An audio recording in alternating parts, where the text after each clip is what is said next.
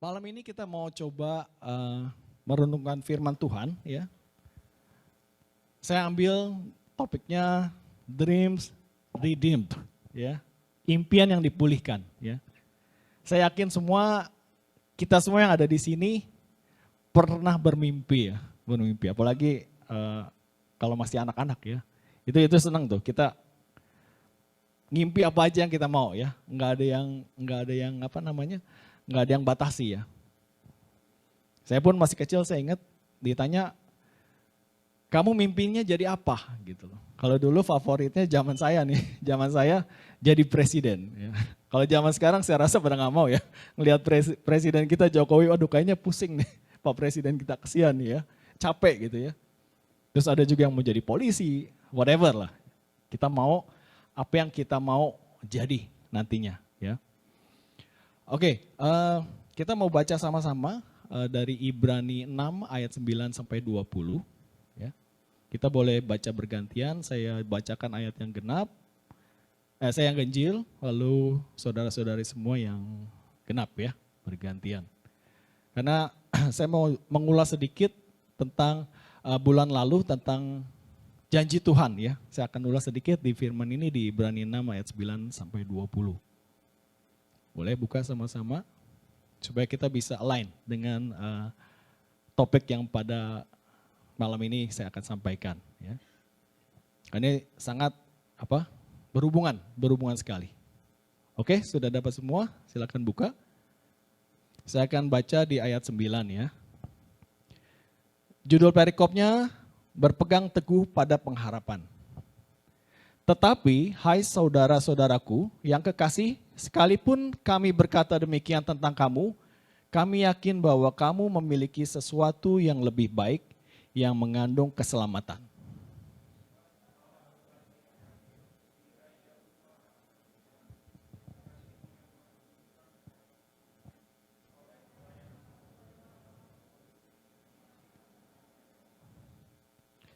Tetapi, kami ingin supaya kamu masing-masing menunjukkan kesungguhan yang sama untuk menjadikan pengharapanmu suatu milik yang pasti sampai pada akhirnya.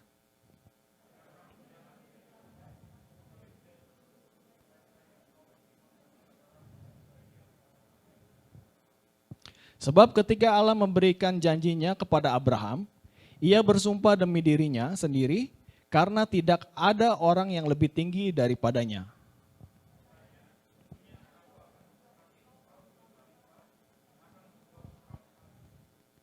Abraham menanti dengan sabar dan dengan demikian ia memperoleh apa yang dijanjikan kepadanya.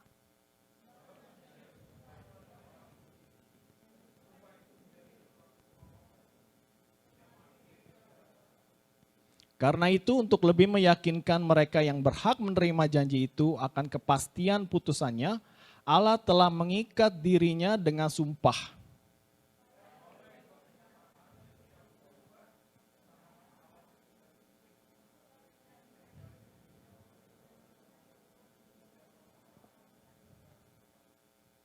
Pengharapan itu adalah sauh yang kuat dan aman bagi jiwa kita, yang telah dilabuhkan sampai ke belakang tabir.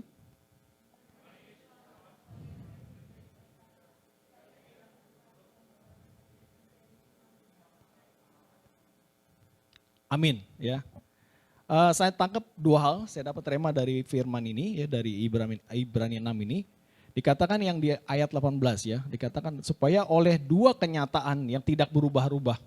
Bulan lalu kita belajar janji Allah itu tak pernah berubah ya. Tuhan tak pernah berdusta ya. Apa yang sudah dijanjikannya digenapi ya. Apapun itu ya, beda dengan janji manusia ya. Itu yang kita belajar bulan lalu. Di sini digaris bawahi di ayat 18 bahwa Allah tidak mungkin berdusta ya. Kita yang mencari perlindungan beroleh dorongan yang kuat ya. Tuhan memberikan dorongan yang kuat bagi kita untuk apa?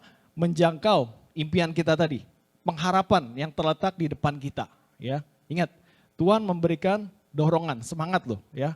Tuhan memberikan ya. Yang kedua apa? Dikatakan di sini, pengharapan itu adalah sauh yang kuat dan aman bagi jiwa kita, yang telah dilabuhkan sampai ke belakang tabir, ya. Digarisbawahi bahwa di mana Yesus telah masuk sebagai perintis bagi kita, ya. Tuhan Allah telah mengirimkan anaknya Yesus untuk datang ke dunia, untuk menebus dosa kita dan sebagai perintis, ya, memediasikan kita dengan Allah Bapa, ya. Kita tidak bisa datang kepada Allah Bapa kalau tidak melalui Yesus Juru Selamat. Itu yang kita harus garis bawahi. Dalam Common English Bible dikatakan di sini bahwa perikopnya make your hope sure, ya. Jadi harapan kalian tuh harus pasti, ya. Jadi kita nggak mau berharap kepada satu hal yang nggak pasti, ya. Istri saya Natalia, dia sering bilang dulu waktu pacaran, janji gombal, janji gombal gitu ya. Cowok biasa gitu ya, sering nih janji gombal nih, janji terus lupa gitu, ya. Anak saya pun gitu ya, waktu masih kecil yang bulan lalu saya kesaksian, anak saya juga bilang, papi janji mulu nih, terus lupa gitu loh. Mau bilang mau beliin ini, beliin itu, tapi lupa ya. Hati-hati ya pria-pria, ingat loh apa yang kita janjikan. Nah di sini ada satu hal yang menarik ya, kita mau coba belajar ya. Kenapa sih pengharapan itu diilustrasikan sebagai jangkar? Ya, sauh tadi ya, jangkar. Jangkar kita tahu ya, ini ada gambarnya nih. Nah ini ya. Bahkan pria-pria banyak yang membuat tato jangkar gitu. Saya nggak tahu artinya maksudnya apa sih jangkar gitu. Tapi kita mau belajar sih. Jangkar itu maksudnya apa sih definisinya ya? Kebetulan saya bekerja di pabrik ya, di pabrik cat ya, cat untuk kapal. Jadi banyak customer saya ship owner. Jadi saya pernah naik ke kapal dan saya pernah lihat dan juga pernah narik jangkar rame-rame ya. Beratnya sih minta ampun. Saya nggak kuat gitu, saya nggak kuat kalau sendiri. Ya. Jadi dikatakan di sini jangkar itu fungsinya ya membatasi gerak kapal, ya membatasi gerak kapal pada waktu berlabuh ya, berlabuh di luar pelabuhan ya. Kan kita kalau di Filipina kita ke Manila Bay kita bisa lihat kapal-kapal yang stop tapi bukan di pinggir ya, di tengah pelabuhan ya. Nah itu dia harus menurunkan jangkarnya ke bawah ya. Fungsinya apa ya? Supaya apa? Dia tetap pada kedudukannya ya. Kalau dia nggak turunin jangkar, kena angin, kena badai, yang tadinya di Manila Bay tiba-tiba udah ada di Coron ya, atau mungkin di Palawan ya, dia akan bergerak ya, dia akan bergerak. Nah itu fungsi jangkar ya, it cannot slip ya, atau break down under whatever circumstance ya, or even pressure ya. Sama seperti kita ya, kenapa sih tadi dikatakan bahwa pengharapan itu adalah sauh yang kuat ya, sauh itu jangkar ya, yang kuat dan aman bagi kita yang telah dilabuhkan sampai ke belakang tabir ya. Jadi kalau kalian perhatikan jangkar itu dia ada dua sisi lengannya ya di sini ya. Dan di sini ada untuk mengkaitkan rope ya, tali untuk dia ulur masuk ke dasar laut. Tapi ada tapinya nih ya. Kalau kalian tidak melabuhkan jangkar pada posisi atau sempurna ke dasar laut ya, dia akan tetap bergerak ya, dia akan tetap bergerak. Maka dari itu dia harus menancap firm ya ke dasar laut. Sama seperti kita ya, kalau jangkar kita tidak firm ya pada Kristus sebagai batu karang yang teguh, kira-kira kita bisa bergoyang nggak? Bisa ya, bisa. Saya pun seperti itu ya dulu. Saya bergoyang kemana-mana ya, mengikuti arah angin ya. Teman-teman bilang, ayo hari ini kita ke diskotik, ya kita ikut. Hari ini kita minum-minum, kita ikut ya. Saya nggak punya anchor yang firm ya pada Kristus. Saya terbawa kemana-mana ya. Itu menarik sekali, saya dapat tentang jangkar ya. Nah sekarang tentang impian, harapan kita, apa sih hubungannya nih? Pernah nggak kita merasakan bahwa impian kita, harapan kita tertunda, ya, divert? Saya pernah tuh, ya pernah tuh. Merasa bahwa aduh kayaknya udah capek deh, udah capek kayaknya nggak mungkin terwujud nih impian saya, harapan saya, ya. Mungkin kita pernah merasakan itu, ya. Saya dapat dari Amsal 13 ayat 12, ini pun dikatakan bahwa apa? Harapan yang tertunda menyedihkan hati. Yes Lord, menyedihkan hati banget ya. Tetapi keinginan yang terpenuhi adalah pohon kehidupan. Ini ya banget Tuhan. Waktu hari Jumat kita ada call ya, call di Young Pro ya, di mana? Afida ya, di Afida. Itu kita sharing tentang apa pengalaman hidup ya, tentang impian kita ya. Wah itu seru tuh, banyak teman-teman ya, terutama brother kita Philip udah nggak datang, ada Nana di sini. Oh dia bilang, oh ya saya juga pernah gini, saya juga pernah kepahitan, saya pernah kesel, sakit hati ya, depressed, or even apa frustasi ya. Kita mungkin pernah mengalami ya, saya pun pernah ya, saya pun pernah ya. Apa yang kita lakukan apabila impian dan harapan kita sepertinya tidak bisa kita gapai? Itu pertanyaan tuh yang sering kita dengar ya. Kalau impian kamu nggak bisa kamu dapatkan, atau mungkin impian kamu benar-benar shattered, hancur berantakan, ya. What will you do? Apa yang kamu harus lakukan, yang akan lakukan, ya? Kira-kira apa? Ya pasti paling gampang nangis lah ya, crying, crying, aduh, nangis ya, nangis sejadi-jadinya lah, boleh ya. Misalkan paling gampang lah, kita mau misalkan tembak cewek nih, ya paling gampang nih, tembak cewek contohnya. Kita mau tembak cewek ya, kita udah incer, kita udah approach ya, berbulan-bulan, bertahun-tahun ya. Begitu kita dekatkan, tiba-tiba ditolak gitu loh ya. Itu serasa dunia itu hancur ya, hancur. Kira-kira pertanyaannya balik lagi, apakah kita bisa move on ya?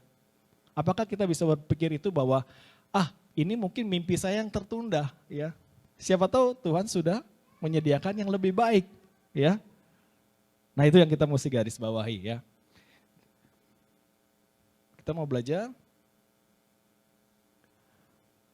Apa sih yang membuat impian kita tertunda? Ya, ini kita mesti mengerti ini, ya. Karena seringkali kita memiliki atau menghadapi tantangan atau kegagalan, ya, kegagalan dalam hidup. Itu nggak bisa dipungkiri, ya. Pertama nih, pasti karena kita pernah memiliki kegagalan atau trauma, ya, sebelumnya. Ya mungkin syukur-syukur kalau di sini ada yang nggak pernah mengalami kegagalan, puji Tuhan ya, puji Tuhan, tetap dipertahankan itu dan bersyukur ya. Nah, lalu apa yang kita perbuat?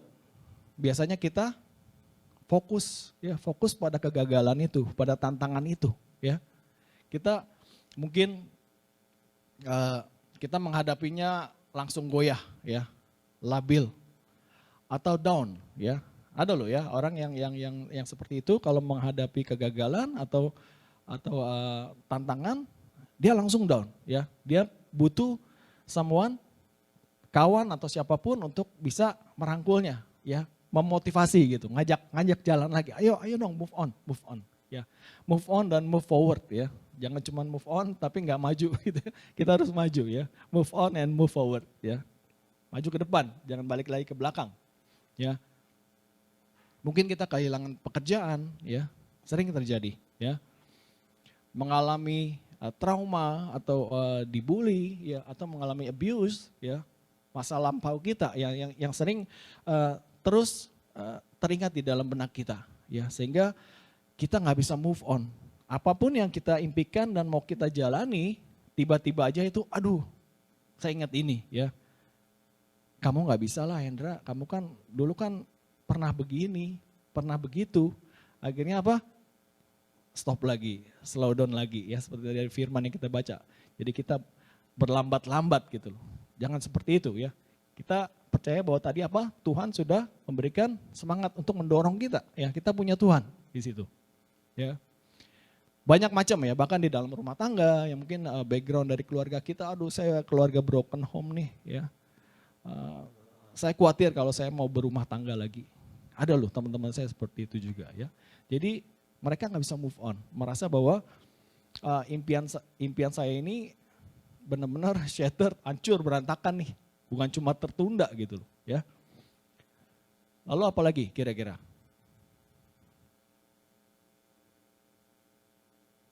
Oh sorry, saya belum klik di sini. Yang ketiga, mungkin karena kita hanya bermimpi, ya, hanya bermimpi. Ingat tadi yang saya bilang anak kecil.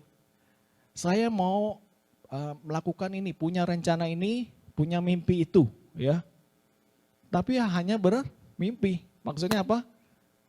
Enggak menjalani gitu loh, ya. Ini parah nih, ini parah ya. Jadi cuman kalau kita di Jakarta bilangnya apa? Ini omdo nih, omong doang gitu loh. Ya punya, aduh action plan-nya sih banyak nih ya. Kalau kita di perusahaan ya bikin action plan-nya dari A sampai Z. Cuman nggak dijalanin gitu loh. Berarti cuman apa? Hanya bermimpi gitu, bermimpi. Cuma mimpi di siang bolong ya katanya. Tapi kita tidak melakukan apa-apa ya. Kita jalan di tempat. Ini pun sama, lebih bahaya ya. Lebih bahaya. Lalu apalagi yang keempat? Ini putus asa, frustrasi. Ini kalau menurut saya yang paling bahaya. Karena kenapa? Putus asa, frustasi berarti apa? Saya sudah tidak mau melakukannya lagi. Tuhan saya stop, I give up. Saya stop. Berarti maju juga enggak, yang pasti akan terus jatuh dan mundur ya. Putus asa ya.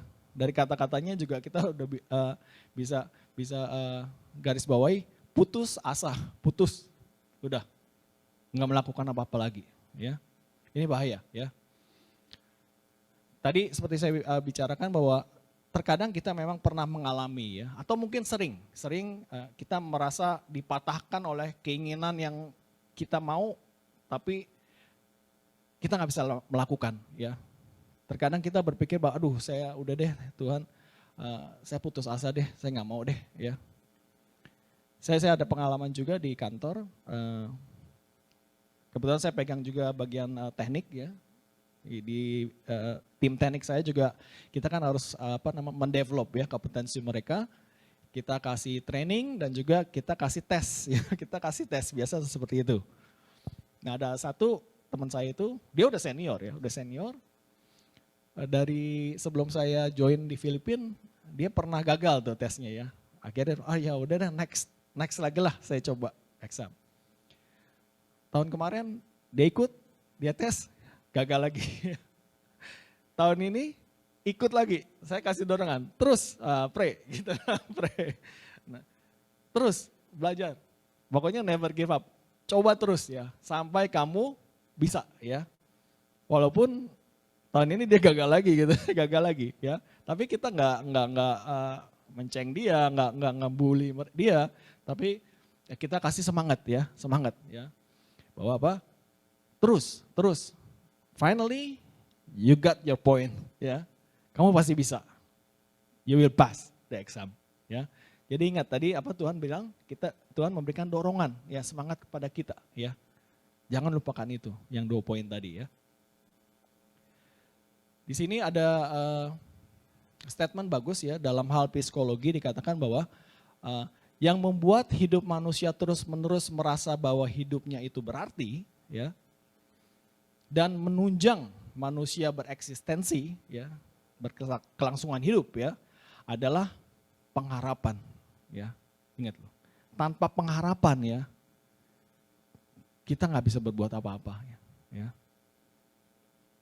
Dikatakan bahwa dari Roma 8 ya, Roma 8 ayat 24 ya, pengharapan anak-anak Allah. Mungkin nanti teman-teman bisa baca di rumah, Roma 8 dari ayat 18 sampai 30, saya garis bawahi di ayat 24 dikatakan bahwa sebab kita diselamatkan dalam pengharapan.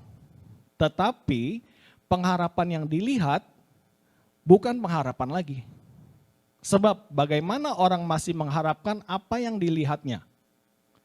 Tetapi jika kita mengharapkan apa yang tidak kita lihat, kita menantikannya dengan tekun.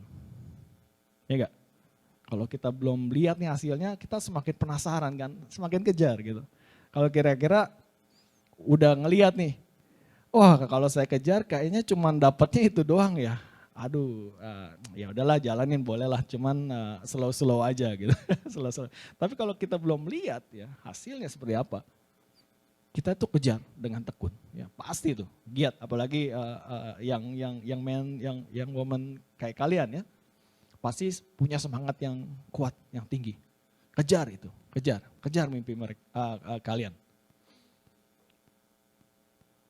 Jadi balik lagi, ternyata putus asa ini frustrasi hal yang sangat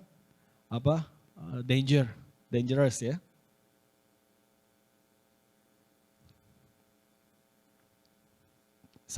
Kalian pasti punya iman, ya, iman, ya, terutama iman kepada Tuhan, kepada Kristus. Kita percaya bahwa Tuhan akan memberikan kita semangat, ya.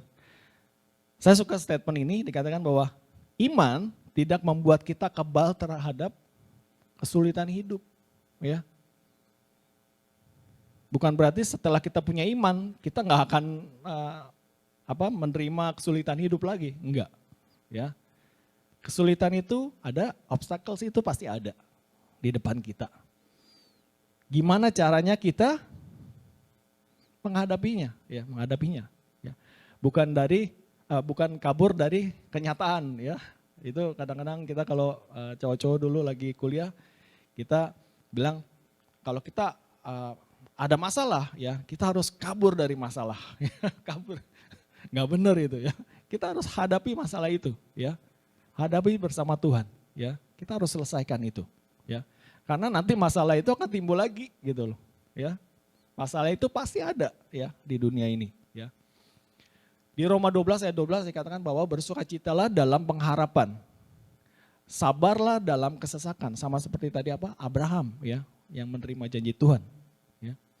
Dan juga bertekunlah dalam doa ya. Ini firman sangat menguatkan sekali ya. Bersukacitalah dalam pengharapan, harus selalu excited ya, mengharapkan sesuatu janji Tuhan ya dalam hidup saudara. Terus Bok sabar gitu, kalau kata orang Jawa ya, bok sabar. Harus sabar, menantikan sabar dalam kesesakan ya, menantikan janji Tuhan. Dan lalu bertekun dalam doa ya. Ini 3 hal yang kita harus tidak boleh lupakan ya. Namun saya katakan ya, meskipun Anda sedang menghadapi tantangan atau mengalami kehancuran ya, mungkin akibat tragedi atau mungkin kehilangan sesuatu ya, keluarga ya, atau kita bahkan tadi merasa frustrasi, menantikan impian kita, harapan kita nggak pernah terwujud ya, become frustrated ya. Ingat ya, the God's dreams for you is still alive ya. Rancangan Tuhan dalam hidup kalian itu masih tetap ada ya. Kalian mau maju terus enggak atau kalian mau stop seperti tadi ya. Kalau kalian putus asa, kalian stop. Kalian tidak bisa meraih janji Tuhan itu yang sudah disediakan buat kalian ya. Saya pun sama, saya pun belajar.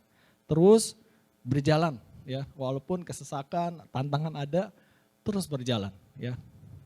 Mungkin di sini teman-teman ada yang bekerja di bidang marketing atau sales ya. Itu biasanya orang-orang yang suka tantangan. Karena kenapa? Tiap bulan pasti ditantang sama bos. Hasil lu jualan berapa gitu ya. Tiap bulan tuh pasti ya. Tapi kita harus excited ya. Harus excited. Jangan sampai tiap akhir bulan kita udah down dulu ya. Udah gak mau ketemu bos ya, gak mau ke kantor ya. Alasannya macam-macam atau bahkan cuti gitu loh di akhir bulan. Nah, kita harus hadapi ya. Kita harus hadapi bersama tim kita ya. Tim kita. Tentunya bersama Tuhan. Nah di sini kita mau sama-sama belajar ya, apa sih yang harus kita lakukan agar impian kita dipulihkan tadi ya. Our dream redeemed by God ya. Saya coba renungkan firman ini ya.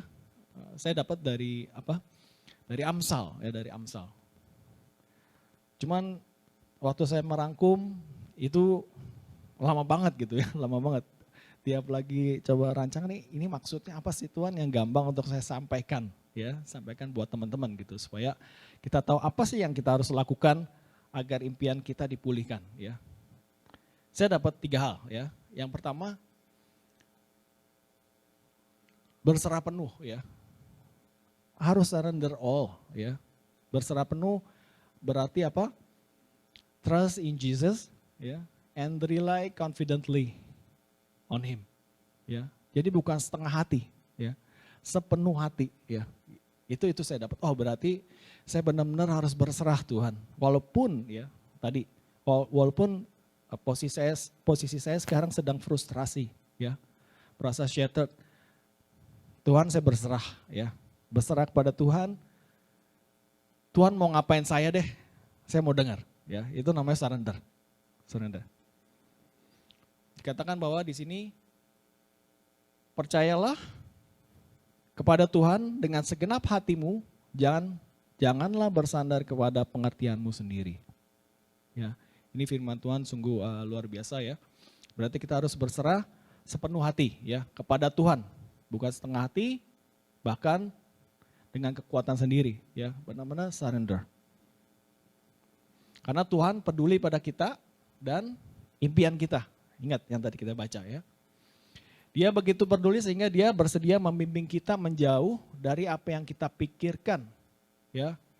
Yang apa yang kita pikir kita inginkan, ya. Maksudnya apa? Kayak saya masih kecil, ya. Saya masih kecil. Ya maksudnya nggak terlalu kecil, remaja, ya, remaja. Dulu kan waktu di zaman saya nih, saya nggak tahu ya, kalau sekarang mungkin lebih ke gadget. Kalau dulu kan di zaman kita anak muda, beliin RX King. Wah, mungkin kalau manggut-manggut udah tahu deh. Itu motor apa? Motor pencuri gitu ya. Soalnya biasa motor penjamret tuh itu larinya kencang banget gitu ya. Dan banyak teman-teman saya juga tewas karena RX King, ya. Itu semuanya juga gila-gilaan, ya. Akhirnya mereka juga meninggal sebelum dia menikmati janji Tuhan, ya. Nah, maksudnya apa? Di sini dikatakan bahwa dia begitu peduli sehingga dia bersedia membimbing kita menjauh dari apa yang kita pikir kita inginkan, ya. Sama seperti itu. Orang tua saya kalau dia tahu bahwa King ini akan membawa kematian, kira-kira kamu kasih nggak ke anak kamu? Pasti nggak ngasih, ya. Walaupun anaknya juga, wah gimana sih Pi, teman-teman semuanya dong lihat gitu. Semuanya bawa itu, ya. Ya mungkin at least ya, kalau orang tua kita punya uang, oke, papi akan belikan, ya. Tapi ini loh prosedurnya, nak, ya. Kalau bawa motor harus jangan lebih dari 80 km. Bukan sisanya, ya. 80 km. Bukan sisanya. Kalau sisanya tuh kenceng banget gitu istilahnya, ya. Nah, maksudnya itu. Jadi supaya Tuhan itu dapat memimpin kita kepada apa yang dirancangkan bagi kita, yang terbaik, ya. Sama seperti tadi orang tua saya.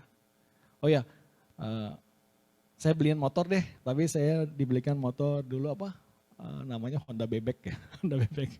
Yang kayak apa? Kalau sekarang Supra kali ya, Supra yang kayak gitu. Pokoknya yang nggak bisa ngebut punya lah, ya. Tapi tetap namanya anak-anak, ya. Istilahnya dulu dikorek, ya. Mesinnya tuh apa sih dikorek. Jadi supaya larinya sama seperti King, ya. Bandel, ya, bandel. Tuhan mempunyai impian untuk hidup kita, ya. Ingat. Tuhan mempunyai impian dan impian itu mungkin sudah Anda jalani sekarang, ya. Mungkin, ya. Atau mungkin sesuatu yang sama sekali tidak terduga, ya. Janji Tuhan tadi. Yang mungkin kita belum tahu apa sih janji Tuhan yang Tuhan janjikan kepada kita. Dalam firman Tuhan dikatakan di Yeremia 17 ayat 7, di sini dikatakan bahwa diberkatilah orang yang mengandalkan Tuhan, yang menaruh harapannya pada Tuhan, ya. Diberkatilah orang yang mengandalkan Tuhan, bukan kekuatannya sendiri. Yang menaruh harapannya pada Tuhan, bukan pada manusia. Yeremia 17 ayat 7, ya. Saya percaya jika kita menjalani rencana dan impian kita dengan tangan terbuka, ya. kita jalani dengan tangan terbuka, ya. Terus juga mempercayakan prosesnya kepada Tuhan, ya. Proses kita menjalaninya, kita percayakan bahwa Tuhan yang pimpin, ya. Maka Tuhan akan menuntun kita, ya. Dan kita akan masuk dalam kesempurnaan, ya. Dari apa yang telah Dia sediakan untuk kita, ya. Kita harus tadi surrender dengan tangan terbuka, Tuhan, saya mau Tuhan lakukan apa buat saya mau ikuti, ya. Ya. Percayakan prosesnya kepada Tuhan. Ya. Tuhan yang akan memampukan kita untuk melakukannya. Lalu yang kedua apa?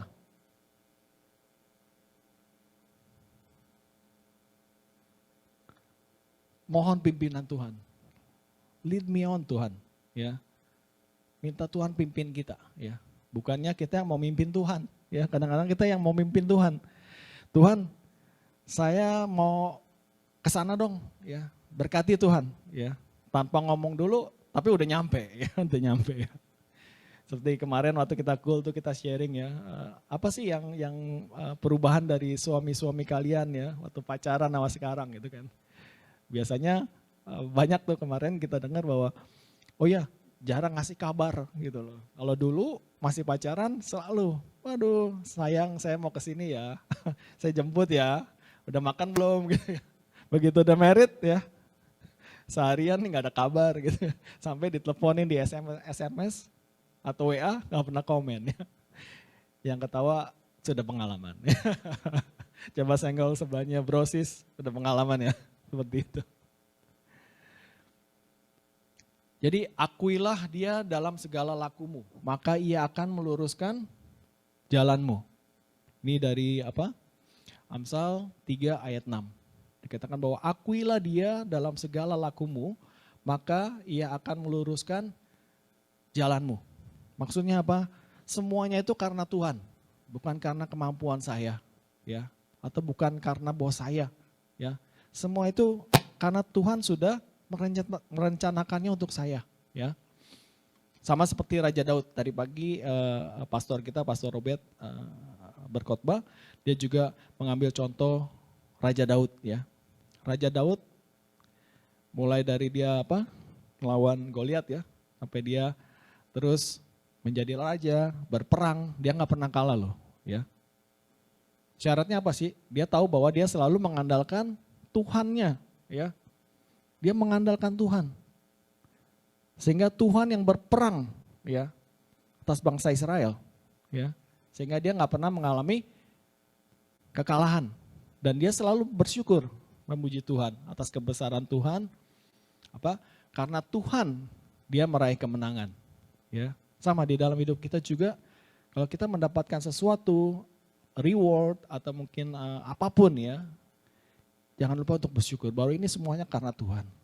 Tuhan yang memampukan saya. Bukan karena saya, kekuatan saya sendiri, ya. Karena itu, akuilah Tuhan dalam segala tingkah lakumu, di dalam setiap kehidupanmu, ya. Jangan malu untuk bersaksi. Ya, jangan malu untuk bersaksi sebagai orang Kristen bahwa Tuhan Yesus adalah Tuhan dan juru selamat kita yang hidup.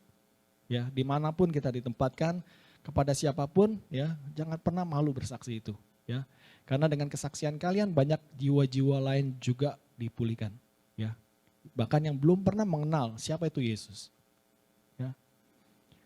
Janji Tuhan apa? Maka hidup kita akan diluruskan. Maksudnya apa sih diluruskan? Ya, segala macam tantangan itu Tuhan yang akan handle, Tuhan yang akan tackle. Ya. Indah nggak saudara? Indah loh kayak gitu, ya. Indah seperti itu, ya. Kalau kita mau melakukan sendiri, ya it's okay, you can go ahead, ya. Kita handle itu sendiri, tantangan itu sendiri, ya. Lama-lama kita biasanya capek give up, ya. Mungkin yang sudah punya istri atau suami datang ke pasangannya, Pi atau Mi, gimana dong? Saya ada masalah ini. Jawabnya lain, ya.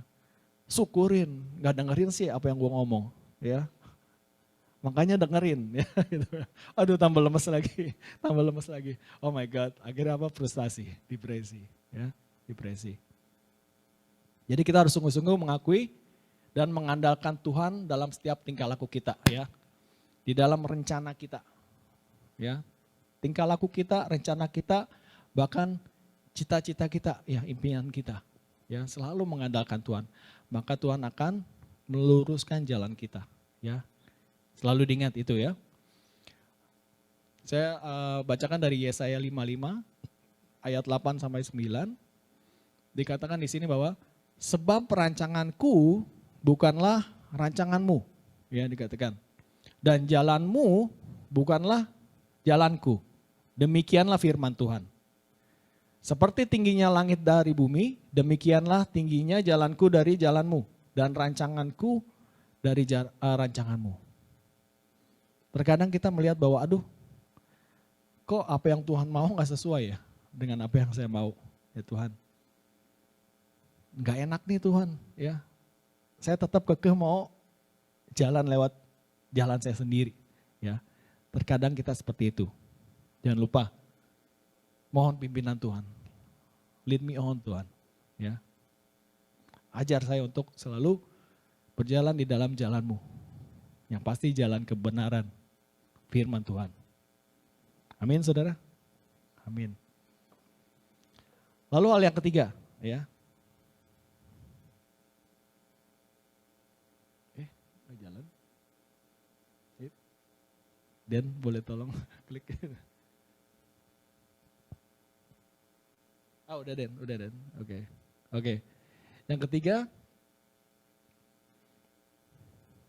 Oke, ini dalam hal ketaatan, ya obedience.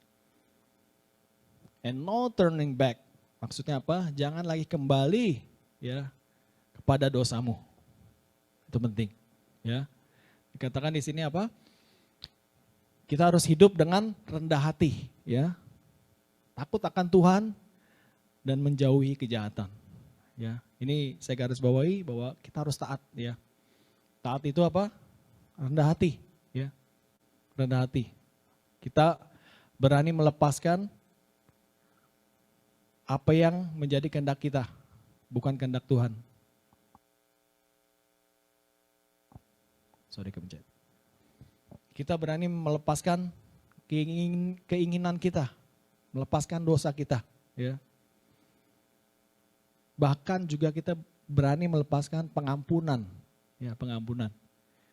Karena tadi kita belajar apa? Pengampunan itu mungkin kita pernah kepahitan ya, sehingga itu yang nggak bisa membawa kita move on, ya, move forward. Kita harus bisa berani melepaskan kepahitan kita, ya.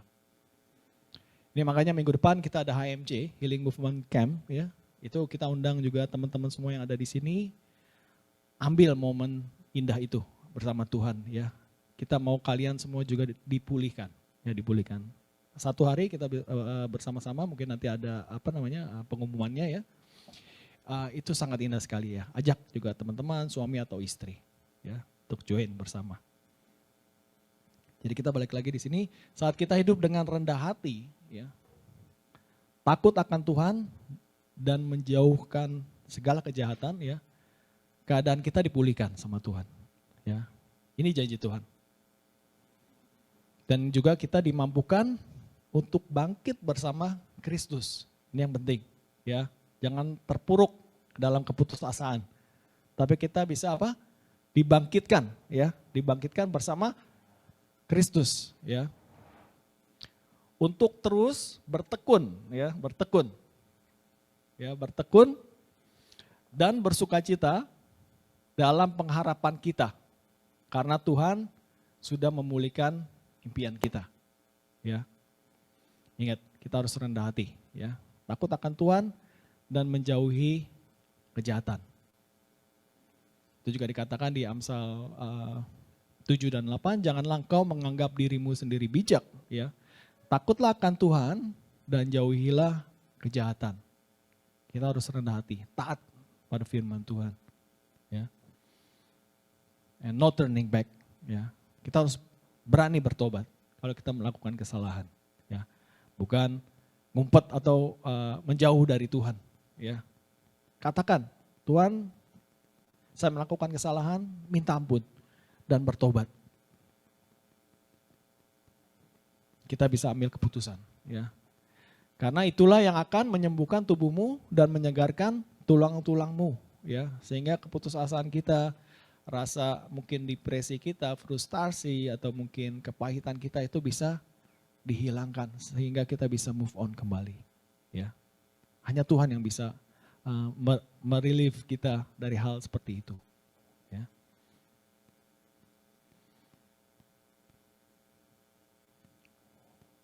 Saya sum up di 3 hal ini, ya. Will God make my dreams come true? Pertanyaannya, jawabnya apa, teman-teman? Yes, amin. Ya, Tuhan pasti. Ya, Tuhan akan menyelaraskan impian kita, ya, sesuai dengan rencana Tuhan. Ya, asalkan kita bisa melakukan 3 hal ini. Ya, berani surrender all, berserah penuh, bukan setengah hati pada Tuhan. Ya. Kita percaya bahwa apa yang terjadi pada impian kita yang belum terwujud ya mungkin ya, atau kita merasa bahwa di luar jangkauan kita, atau mungkin aduh Tuhan ini impian saya sudah hancur berantakan ya. Mungkin kita berpikir seperti itu. Kembali lagi, semua ini tergantung kepada kita si pemilik mimpi itu. Ya. Saya tekankan, semua itu tergantung kepada kita si pemilik mimpi itu, ya. Bagaimana kita merespon, itu penting, ya. Bagaimana kita merespon itu akan menentukan apakah kita digerakkan mendekat kepada impian atau semakin menjauh, ya. Putusan itu ada di kalian, ya. Cepat ambil keputusan, ya. Jangan sampai kita semakin menjauh kepada impian kita atau pengharapan yang sudah Tuhan sediakan buat kita, ya. Berserah penuh kepada Kristus, ya. Mohon pimpinan Tuhan dan juga taat akan firman-Nya dan bertobat. Itu hal yang penting. Maka Tuhan akan memberikan kita kekuatan untuk berjalan bersama Dia, ya, untuk menggapai impian saudara. Saya undang tim PPW untuk naik ke panggung.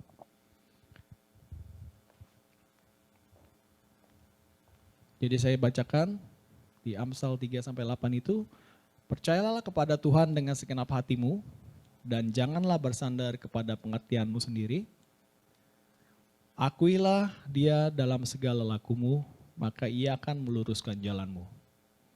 Janganlah engkau menganggap dirimu sendiri bijak, takutlah akan Tuhan dan jauhilah kejahatan. Itulah yang akan menyembuhkan tubuhmu dan menyegarkan tulangmu. Mari kita undang untuk bangkit berdiri.